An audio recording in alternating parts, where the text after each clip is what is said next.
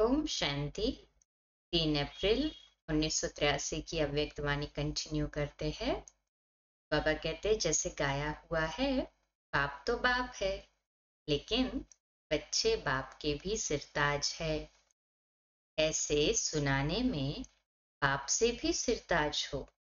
बाकी फॉलो क्या करना है। तीसरी स्टेज है पार करता। इसमें कोई न कोई हद की दीवार को पार करने में कोई तो उस हद में लटक जाते हैं, कोई अटक जाते हैं। पार करने वाले कोई कोई मंजिल के समीप दिखाई देते हैं। किसी भी हद को पार करने की निशानी क्या दिखाई देगी व अनुभव होगी। पार करने की निशानी है पार किया, उपराम बना।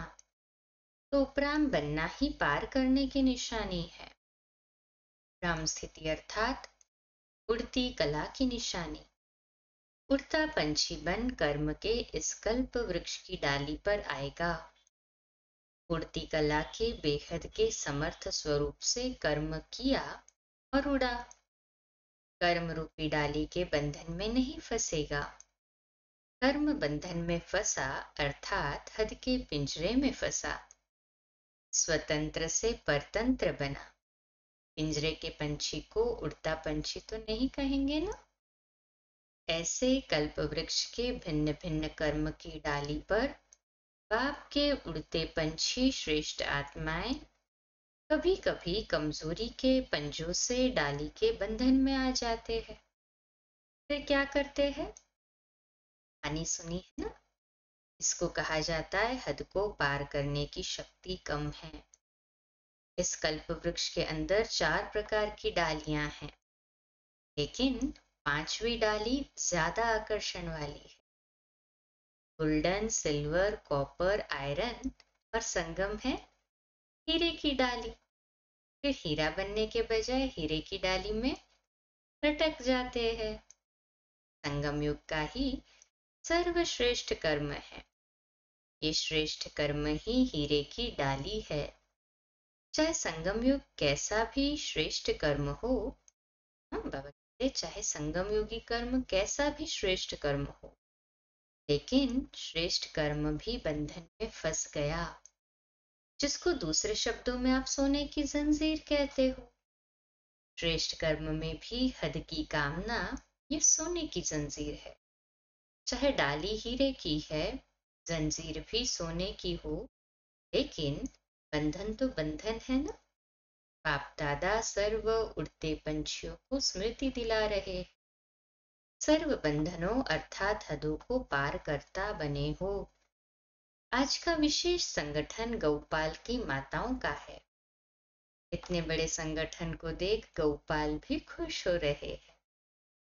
बाप दादा भी मीठी मीठी माताओं को वंदे मातरम कहते हैं, क्योंकि नई सृष्टि की स्थापना के कार्य में ब्रह्मा बाप ने भी माता गुरु को सब समर्पण किया। इस ईश्वरीय ज्ञान की विशेषता व नवीनता है ही शक्ति अवतार को आगे रखना, माता गुरु का सिलसिला स्थापन करना, यही नवीनता है। इसलिए यादगार में भी गौमुख का गायन पूजन है। ऐसे हद की माताएं नहीं, लेकिन बेहद की जगत माताएं हो। ऐसा है ना, जगत का कल्याण करने वाली हो। जग कल्याणकारी अर्थात विश्व कल्याणकारी हो। सिर्फ घर कल्याणी तो नहीं हो ना। कब घर कल्याणी का गीत सुना है क्या। विश्व कल्याणी का सुना है। तो ऐसी बेहद की माताओं का संगठन श्रेष्ठ संगठन होगा ना। माताएं तो अनुभवी मूर्त हो ना। कुमारियों को धोखे से बचने की ट्रेनिंग देनी पड़ती है। माताएं तो अनुभव होने के कारण हद के धोखे में नहीं आने वाली हो ना। मेजॉरिटी नए नए हैं। नए नए छोटे बच्चों पर ज्यादा ही स्नेह होता है। बाप दादा भी सभी माताओं का भले पधारे कह करके स्वागत करते हैं।